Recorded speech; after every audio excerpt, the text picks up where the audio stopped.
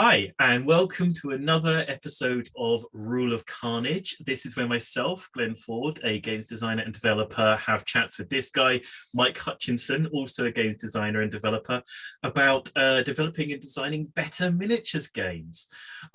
So obviously we've been doing a few of these chats at this point, and every now and again people drop some lovely comments and questions into our comments section, and I strive to answer ones I can get round to, but you know, Mike doesn't stop into the question section quite as often, although he has popped in there once and twice. So we've previously done a roundup of question video, and there are enough questions notched up that I think another little roundup of the shorter, simpler questions that aren't going to fuel an entire conversation would be fun. That sounds good.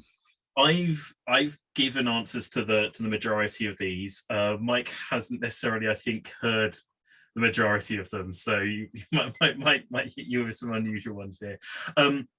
So the first one's one that has come up repeatedly, I think, but it's always worth reiterating because it's something that people are always interested in. And at this time, it was phrased as that was finding a publisher for Gasland Google Foo.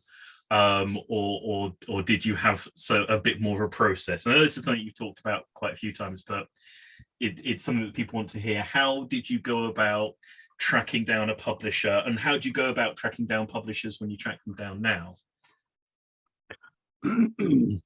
It didn't really, at the time, it didn't really occur to me this might be difficult. So I just went to all of the game websites of the people that I liked the games of, and I tried to find their email addresses, and I emailed them.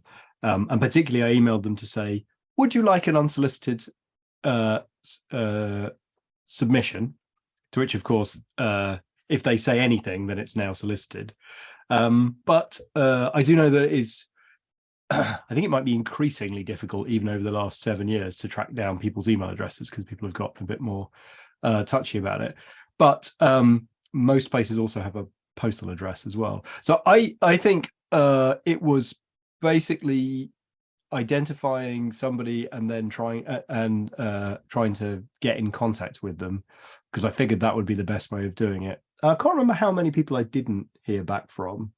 I think I even heard back from people like, because I contacted Fantasy Flight and didn't hear back from them, but then saw on their website that they have a special thing saying, we don't accept unsolicited submissions, please don't ask. But yeah, so I guess I just trawled the sites. So it wasn't so much Google Foo, it was like I went directly to the publishers that I already thought did cool stuff and were interesting, and specifically that like might actually publish a game book rather than people who've got like a small number of established product lines and clearly aren't looking for the next thing. Slightly related to this, and this wasn't a question in the videos, but somebody pointed out that they had responded to the Osprey open call and hadn't heard something back after, I think they were saying sort of 3 or 4 months, and I did pop in to say that that's not that weird, that's not inherently a bad sign. I would say like I've waited like 4 or 5 months between emails of somebody who was coming back and seeming keen on a thing in between like messages. So don't necessarily give up just because you haven't heard anything back. I think after 3 months, probably it's acceptable to just pop in and touch base with them. Let's say that. I also think it's important to know your audience and don't pitch them things or bother them with things that aren't going to fit in. And yeah, like, I don't know, it's trying to like, with publishers, it's like trying to figure out what you imagine their problems to be and how you can fix them for them. I have at least once sort of emailed a publisher and they said, well, we're open to submissions if you've got something that's going to knock our socks off. It's good, and if you're looking for a new game, it's a good new game, but I'm not going to shock you out of like your 2 or 3 game series with this sort of, yeah, it's good, it's a good thing, but I'm not going to like get you to change your product line with it, so just say no if that's the case. I've got a handful of questions from Cyrus Riahi. One of them is, what do you think about? So there's a few questions related to generating units and things. He Oh asked yeah. about things like the character generator, like Anvil of Apotheosis, which is the Age of Sigmar thing that lets you build your own character from like a stat here and a stat there. Hmm. Sort of connected to that, what do you think about specific versus vague factions and special characters? Like, should you have a faction that does this and does that and does this, or maybe something more like in Hobgoblin where you sort of maybe put together your own. See, Hobgoblin's putting together your own unit. I don't know about putting together your own faction and how a faction has to work to be a faction. I don't know if you can let people build those things as free. Well, I mean, that was sort of the intention of the competitive advantages in A Billion Suns to a degree, insofar as so with the second question first. I mean, you're probably more qualified to talk about this than I am, but it seems to me that the essential purpose of a faction is to enhance some options whilst closing other options off. And so whatever your faction building thing, it has to be that. But like that essentially is what goes back to, that first question, which is essentially like, how good is putting an RPG character generation system in a war game? And the answer is it can be great. Like it depends if the character gen system you put in is matching the scale of the interesting parts of that game. But like, as simple as the, I'm sure now roughly standard way of assembling a D&D character, where you get a block of stats and you have to assign the good ones somewhere, and therefore you have to assign the bad ones somewhere. And I think that's how a faction essentially works as well. And so maybe combining those two things, it's like, well, imagine a faction wasn't a D&D character.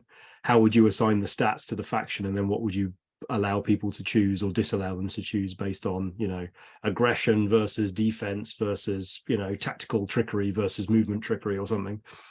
Yeah, I think that again, as with a lot of things, it's about what the mood and the feel and the intention of your game is. And if it's like narrative and campaign based, then you can get away with a lot more of that. If you want to be competitive, and if you want it to be sort of a back and forth between you as designer and the player, where you sort of go, oh, here's a thing I would like you to try and have fun with, here's where I want you to go down it. Why don't you try doing this? I tried doing it and it was great fun. Here are some hints on like why you might want to try doing this fun thing. Then it's about how much control you want.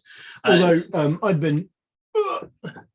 I took the time to find it's a reprint copy of Realm of Chaos, but like, that Age of Apotheosis, or whatever it's called, Anvil of Apotheosis rather, I think more than anything it's trying to come back to something like this, or something like, a D&D wandering monster encounter type table. Like it's the fun of finding something funny emerging from the random tables and then going, all right, let's have a go with that.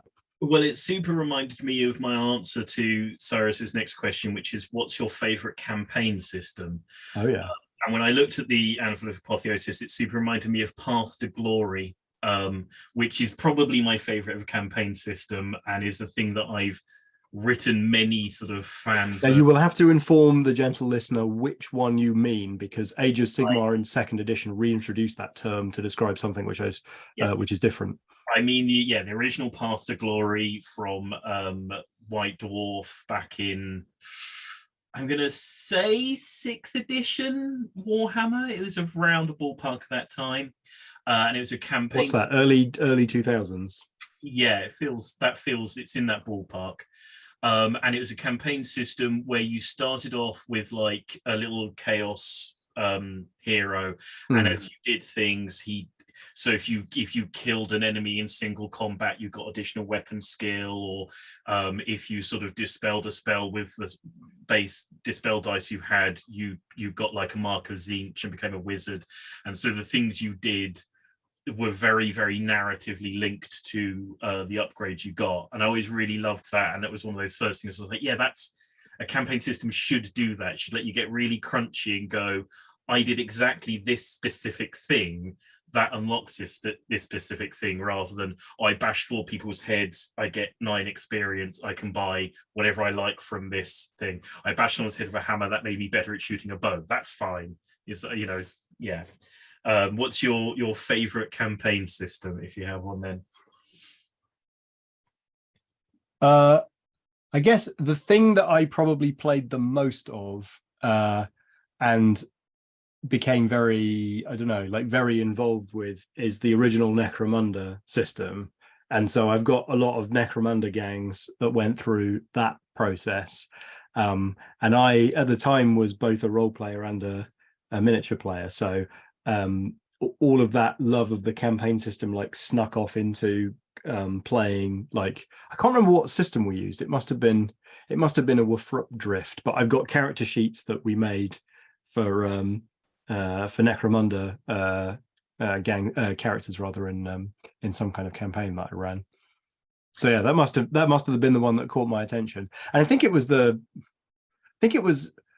like the things that stand out in me are the stuff that happens to your guys when they go off to do their job, which seemed really weird and parochial, and the what does the man in the tavern offer you, and like, oh, I can buy a las gun, fine, but like, where's my shock grenades or whatever it was that I was hoping for.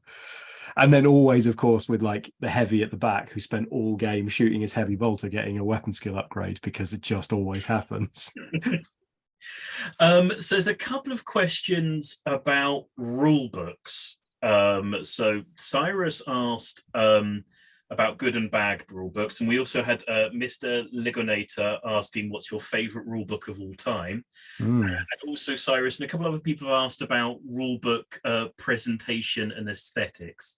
So I think there's a couple of different things. So one of the questions a couple of people have asked about rule books is drawings or photographs, or a mix thereof, like a photograph of lovely minis or like original artwork, and generally sort of how should rulebooks look, whether presentation should be secondary to sort of usability, maybe, you know.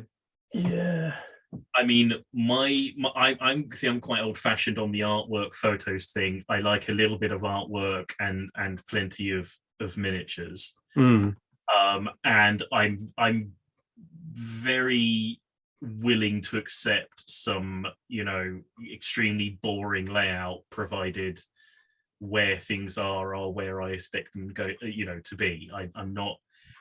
I get things like the whole Mork Borg aesthetic, but I'm not a fan of rule books that are laid out and presented as though they're in world, if that's, you know, sort of taken as more important than easy to read and sort of everything being the right place. What's your take on rulebook aesthetics, first of all? I think my take on rulebook aesthetics is because I read quite a lot of them, as I'm sure you do as well. Like, I think ultimately I prefer them as objects first, and then I tend to create quick reference charts and stuff as part of my learning process.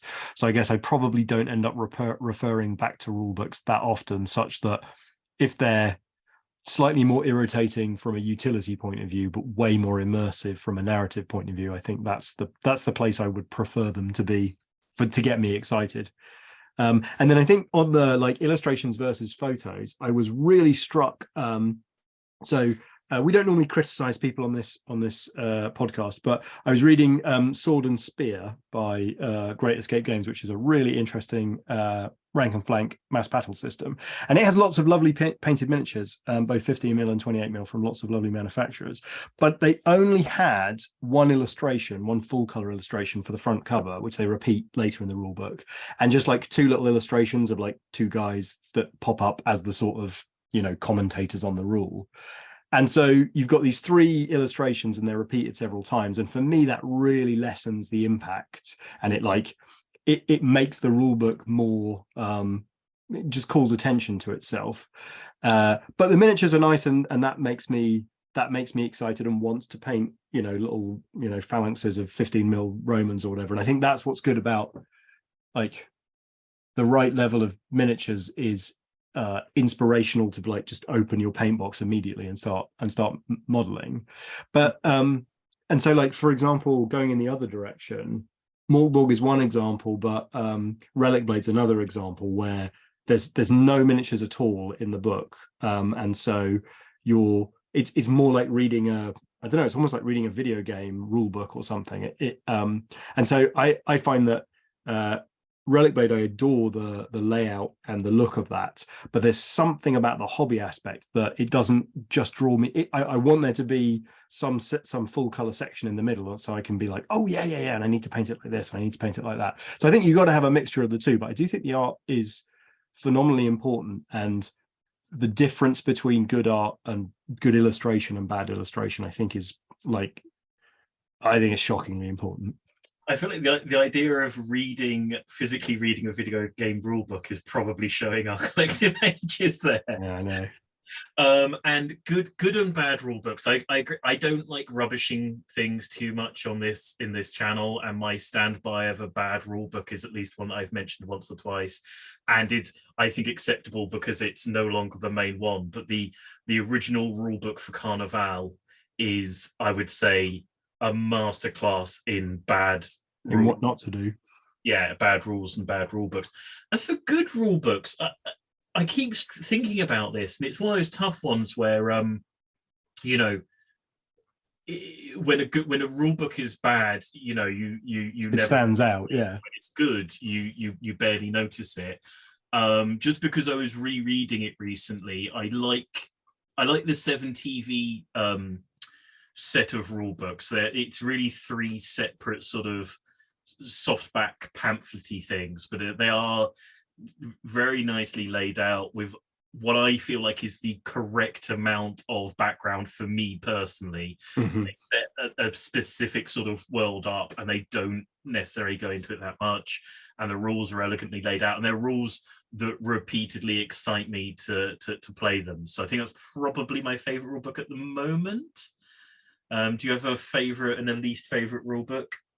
It's funny because I wonder which ones, like, perhaps I've got like rule books that I pick up again and again simply to enjoy aesthetically, and I think like one that I do crack open from time to time simply because I want to look at it is the Forge World Tamokan campaign book. I was literally just thinking that in my head. Yeah, because I do pull it down from time to time and just flip through it and just be like, wow, well, I love this. And one that I find, I don't know why I'm so weirdly pleased by it, but I was flipping back through the All Quiet on the Martian Front rulebook, and that I feel like is the sort of external to Games Workshop tail end of an arc of a particular group of people. I'm not going to remember exactly who's responsible for this. Oh yeah, it's Rick Priestley and it's Alessio Cavatore. So they've worked together quite a lot. And then obviously Rick Priestley has a specific, like he wrote a textbook about how to write a Rick Priestley book. And I just think that the All Quiet on the Martian Front rulebook, it's really, really sure of its own structure, and it's basically the same structure as the War Master rulebook and the some of the other older ones before it, but the like combination of funny little illustrations, like the subtle nods where they'll lay out the gaming table, but one person will be wearing a steel hat and the other one will be an actual Martian. There's just lots of nice touches in it, and the way that the rules are quite self-contained, and then it goes into the scenarios, and they'll like there's 11 scenarios and they tell a story as you go through them. I think that's a really confidently assembled rule book, and I do go to that from time to time when I'm trying to remember how to assemble those things. So Home Drone, in relation to one of the conversations on A Billion Suns, asked which contracts were scrapped from A Billion Suns and why, because we lots of contracts are scrapped. Now, there's quite a few I picked out as being easy ones to sort of maybe answer. There was a demolition contract that required there to be an attacker and a defender during setup, and that one got chucked out because that turned out to not be an ABS thing, which was a little lesson. Yeah, there was a whole swath of attacker defender ones, and then we realized that if you wanted to play 3 and 4 player games, attacker defender scenarios were just a really tricky thing to layer in. And it felt weird with the sort of inherently elastic nature of the stories that happened on an ABS tabletop, where it's like, it's better if this is a playground and you guys find out the scale of the game you're playing and how epic it is or how focused it is. Yeah, and then in each little tiny battle, whether it's over a planet or over a asteroid or something, like who's the attacker and who's the defender just emerges. Yep. So there were a few like this, but for example, there's a water mining one that simply had too much overlap with like some of the other mining contracts. Salvage was one that was in for quite a long time and got chucked out because it rewarded conflict. And there was a big bit in the middle of A Billion Suns where there was going back and forth over whether direct conflict should be directly rewarded and how. Right. So remind me, that was one where if you blew up somebody else's ship, they'd poop out a token and you could pick it up. Yeah. When a ship got blown up, it popped out pennies. And it was inherently not good for a multiplayer scenario anyway, because it gave the feel bad of the guy who gets the last kick in gets the pennies. And it wasn't right in A Billion Suns, certainly in the core contracts, to reward people for kicking each other's shins. So I wonder if I should have put that back in Warzone. Conceivably. And there was a gas mining one, and that was another little collection of ones that got chucked out because it required very specific terrain and very specific layout of terrain. And by the time you were sort of, again, pinning down how terrain should be put down, what size it should be. Yeah, like the terrain is fairly general, and then I left in the Space Krakens because you do, don't you? Space Krakens. Do you know why that is, actually? Because when I originally wrote the background pitch to Phil at Offspray, it was quite a rubbish pitch, and in retrospect, it's sort of embarrassingly bad. And Phil just wrote back and went, churches in space, no, 240k. World spanning empire, like 2 Star Wars, Space Kraken, no. And I was like, right, well, you are right about the first 2, but the Space Kraken are staying in. Space Kraken staying in there. So Steve 6500 asked us to explain the theme, and by the way that we explained theme in the theme video, of the game that you've designed. And I jumped on the easy one there, and I said the theme, I think, and this would be good because you might be able to disagree with me, the theme of A Billion Suns is epicness of scope, breadth of sort of world building. That in A Billion Suns, you can have space fleets leaping infinite distances between one sort of entire war zone, entire world where people are living out their entire lives on like this world, and you've changed all of their lives, and now you're going to bop off to an entire other galaxy and rewrite the sort of economic history of that entire galaxy's solar system, and then sort of do that again. And that, for me, is what the theme of A Billion Suns is the epicness of the story you can tell. Do you agree with that? And if you do, well, the thing about themes is you can't disagree with them, even if you're the author, because it's what the other person, what the audience reads into it. For me, the theme is globalization and hypercapitalism gone ludicrous. That's more of the sort of a bit of a backgroundy theme thing, I suppose. Well, no, I mean it's rooted in the sort of like, it's rooted in the decisions of like, do I spend these extra pennies or not? And none of this stuff matters. It's just numbers on the balance sheet. And Steve also asks, when do you say enough is enough and put a game out to the public? Now, I think there's a different answer for a game that's being published by somebody that you're on contract to, and that has something to do with... Yes.